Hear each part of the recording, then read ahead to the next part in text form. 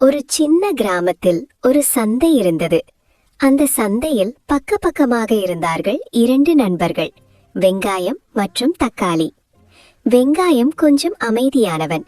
என்னை நறுக்கினால் எல்லோரும் அழுவாங்க என்று சோகமாக இருந்தான்.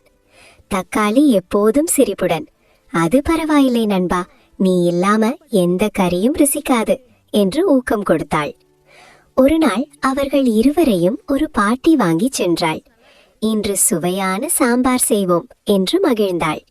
முதலில் வெங்காயத்தை நறுக்கினார். உண்மையாகவே பாட்டியின் கண்களில் கண்ணீர் வந்தது.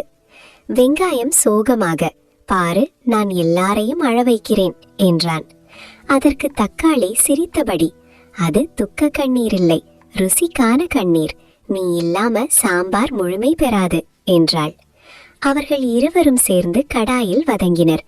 வாசனை பரவியது. பாட்டி சுவைத்து பார்த்து, ஆஹா, அருமை என்று மகிழ்ந்தாள். அப்போது வெங்காயம் புரிந்து கொண்டான். சில நேரங்களில் நம்மால் பிறருக்கு கண்ணீர் வந்தாலும் அது நல்லதற்காகவே இருக்கலாம். கதையின் நெறி: ஒவ்வொருவருக்கும் தனி முக்கியத்துவம் உண்டு. நாம் யார் என்று எண்ணி சோகப்பட வேண்டாம்.